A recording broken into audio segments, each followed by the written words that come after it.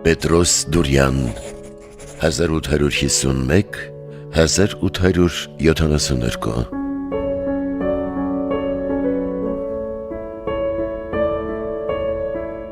Պետրոս Դուրյանը հեռացավ կյանքից 21-ը չբոլորած, հեռացավ երազելով իր պատրաստած տաղերի փոքրիկ ժողովածուի արև տեսնելը, հեռացավ նույնիսկ առանց լուսանկար ունենալու։ Մայից մեկ օր առաջ հյուծախտից ցամքած գրողը մարգարեացել էր. «Հարգս չգիտցան, բայց պիտի փնտրեն զիս»։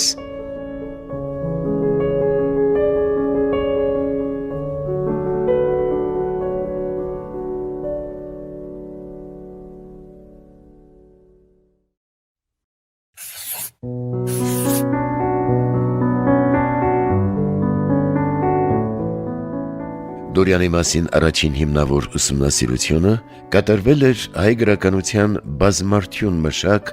Արշակ Չոպանյանի կողմից բանաստեղծի վախճանումից 22 տարի անց 1894 թվականին։ Թեև հեղինակի իսկ խոսքերով տվյալ աշխատության մեջ Դուրյանի կյանքի պատկերը համառոտ էր և քիչ մնալ վարկածային, քանի որ Դուրյանի ամենեն մտերիմ վկաներեն շատերը մեռած էին, և որուն շփվողներեն դեռ ողջ մնացածներն ալ շատ բան մոռցած էին նրա առանց աղմուկի, մեծ մասամբ ստվերի և լռության մեջ անցած կյանքից։ Հետագա տարիներին Փարիզում Չոպանյանը այդ ուսումնասիրությունը լրամշակեց և մտադիր էր հրատարակել, սակայն աշխատանքն այդպես էլ մնաց ձեռագիր վիճակում, մինչև որ Շարուրյանի ջանքերով խմբագրված և ծանոթագրություններով համալրված տեսքով Արշակ Չոպանյան, Պետրոս Դուրյանի կյանքն ու գործը գիրքը լույս տեսավ Երևանում 1967 թվականին։ Սա Դուրյանագիտությանը մատուցած ծառայության գրականագետի առաջին քայլերից էր։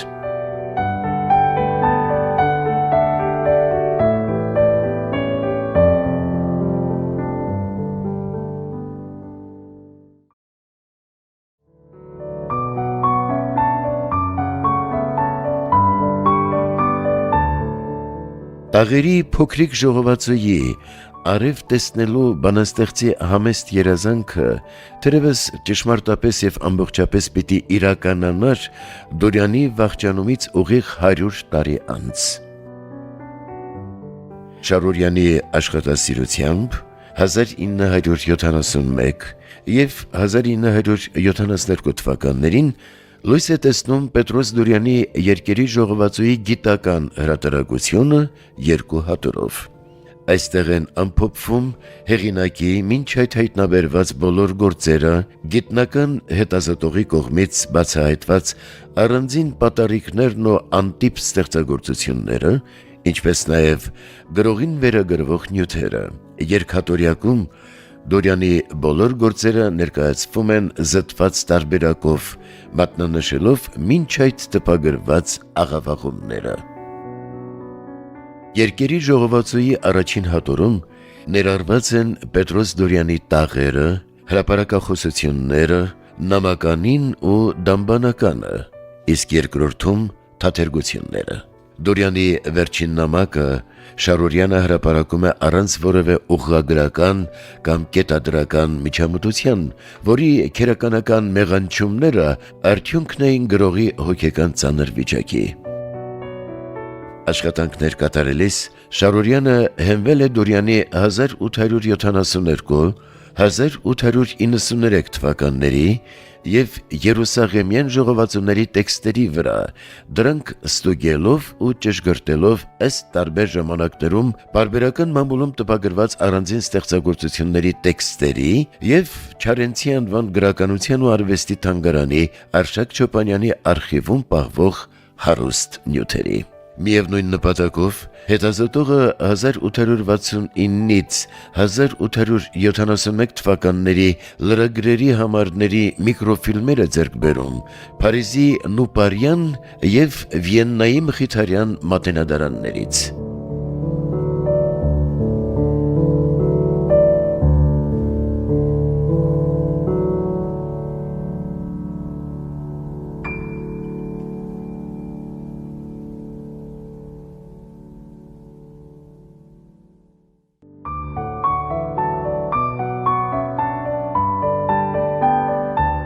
1972 թվականին է նաև լույս տեսնում Ալբերտ Շարուրյանի հեղինակած Պետրոս Դորյան «Կյանքը և գործը» գիրքը։ Հեղինակը, որը դորյանագիտության ասպարեզում իր որոնումները սկսել էր արդեն մեկ տասնամյակ առաջ, տվյալ աշխատության մեջ նպատակ է հետապնդում գրողի տաղերն ու նամակները օտար միջամտություններից մաքրումը, նրա գրական ժառանգության անհայտ էջերի որոնումը, կենսագրական ու ստեղծագործական հետաքրքրություն ներկայացնող բազմաթիվ փաստերի ճշգրտումը։ Աշխատության մեջ ուսումնասիրողը խուսափում է արդեն իսկ լուծված խնդիրների վերարծարծումից, միջամուխ լինելով թերի, վիճելի կամ հետազոտության կարոտ հարցերին, օգտվելով Երուսաղեմի Սուրբ Հակոբյան վանքից, Վիեննայի Մխիթարյանների միաբանությունից, Փարիզի Նուպարյան մատենադարանից և ուրիշ աղբյուրներից ստացված Դորյանի տաղերի, ինքնագրերի և այլ նյութերի լուսանկարչական վերարտադրություններից կամ ընդօրինակումներից։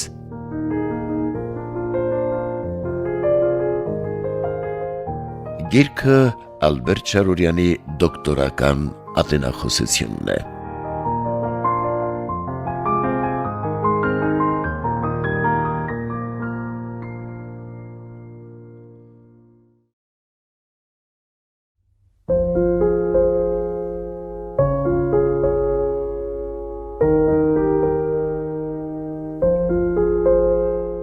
Հիշում ես Պոլիս այն տալկահար դղուն,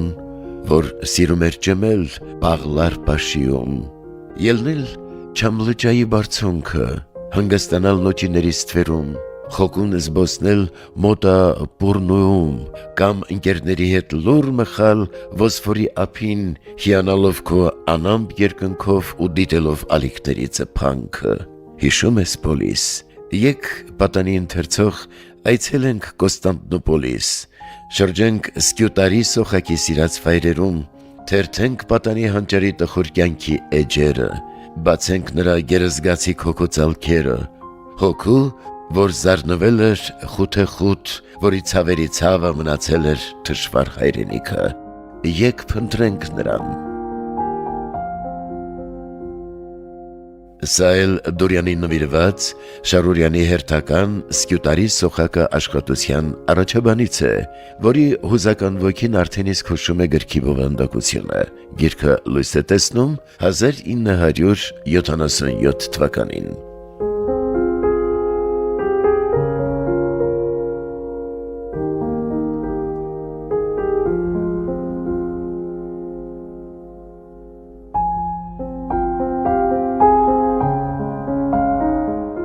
«1981 թվականին գրականագետի աշխատասիրությամբ հայ դասականների գրադարան մատենաշարով լույս է տեսնում Պետրոս Դորյան երկեր ժողովածուն, որն ամփոփում է Դորյանի գրական ժառանգությունը, ուրվագծելով նաև բանաստեղծի կյանքի դիմանկարը։ Թե ինչպես էր նա Սկյուտարի ճեմարանում, չունենալով հնարավորություն նախաճաշ բերելու և գնալու ճաշարան, փակվում դասասենյակում, հանում կանխավ հետը վերցրած որևէ գիրք և կարդում էր ու գրում։ Գրում էր նաև տանը, դպրոց մեկնելուց առաջ և երեկոները նույնպես, մինչ խոր գիշեր, իսկ խստաբարո հայրը արթնանում էր կեսգիշերին և տեսնելով կանթեղի աղոտ լույսի տակ գրքի կամ թղթի վրա հակված որդուն, սաստում էր նրան, քանի որ աղքատի տանը ճրագը վարդողնելը շռայլություն էր։ Կարոտյալ ընտանիքին օգնելու համար նա եղավ թե դեղագործի աշակերտ, թե սեղանավորի գրագիր, զբաղվեց դերասանությամբ, սակայն մխիթարանք գտավ միայն գրելով։ «Ստակը չեմ ատեր, բայց գրիչը կսիրեմ, սփոփ մենա ինձ այս անձուկ կաթությանս մեջ», խոստովանել էր նա ընկերոջն ուղղած նամակում։ Շարուրյանը գրքում ներկայացնում է պատանի հանճարի միայն մի քանի տարի տևողությամբ, սակայն զարմանալիորեն հագեցած ստեղծագործական ուղին, նրա գրական բազմազան հետաքրքրությունները,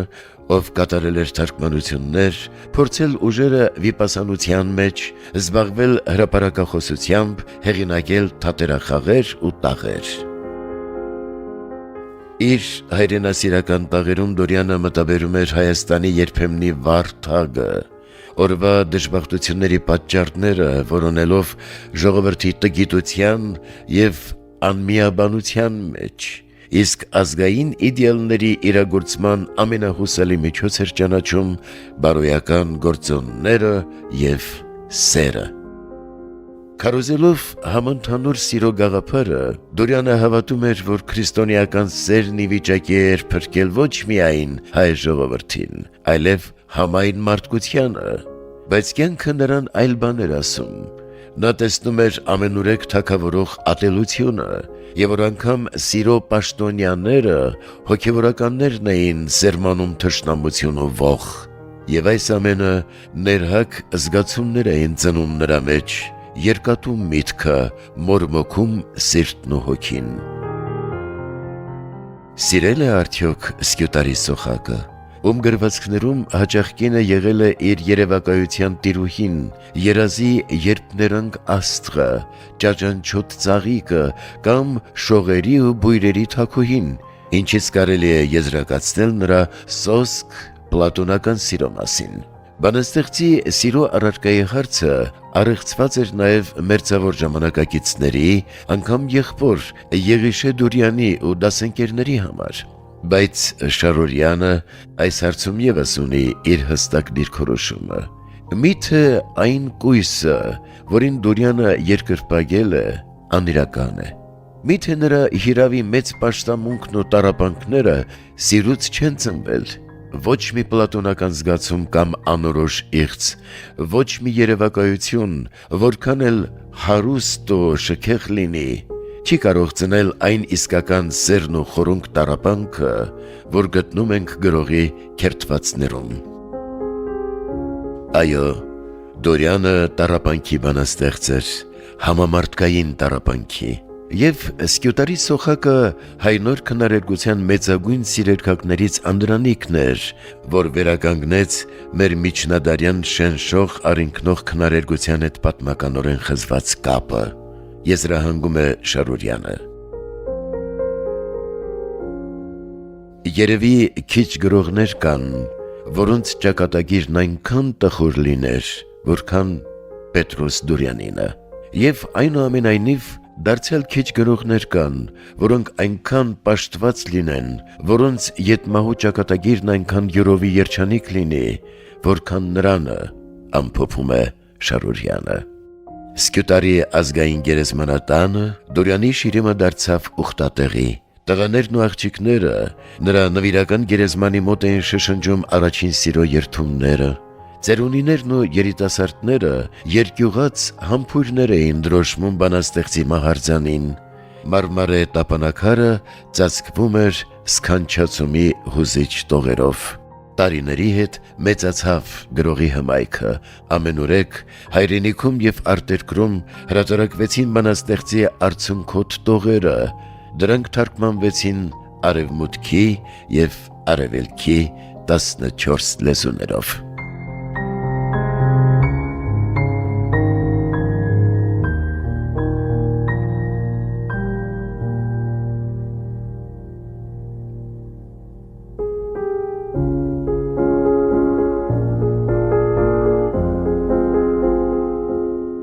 Մեկ տարի անց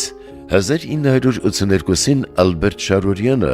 լույս է ընծայում Պետրոս Դուրյանը վավերագրերում և ժամանակակիցների հիշողություններում ժողովածուն, որն ամփոփում է հայ մեծ բանաստեղծի կյանքին և ստեղծագործությանը վերաբերող ցարտ հայտնի բոլոր վավերագրերն ու հիշողությունները։ Թեև Դուրյանի մասին հուշեր քիչ էին գրվել, իսկ պահպանված արխիվային վավերագրերն էլ ծուղ էին, այդուհանդերձ Շարորյանին հաջողվել է ստեղծել իր տեսակի մեջ եզակի մի աշխատություն։ Այնտեղ ներառված են բոլոր այն նյութերը, որոնք տարիների ընթացքում գիտնականը հայթայթել է ժամանակի պարբերականներից, թանգարանային արխիվային ֆոնդերից, ինչպես նաև Սփյուռքի աղբյուրներից։ Հրապարակվող նյութերը բովանդակում են կենսագրական ու ստեղծագործական բնույթի բազում կարևորագույն փաստեր, որոնք հնարավորություն են տալիս ճշգրտել գրողի կյանքի ու գործունեության հանգամանքները, լուսաբանում են բանասիրական ինչ-ինչ խնդիրներ, ներկայացնում են ժամանակակիցների կարծիքներն ու գնահատումները։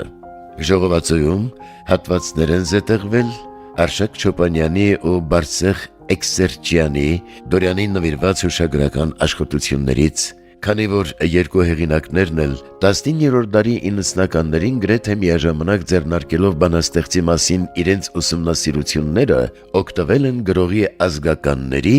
ու ընկերների հիշողություններից։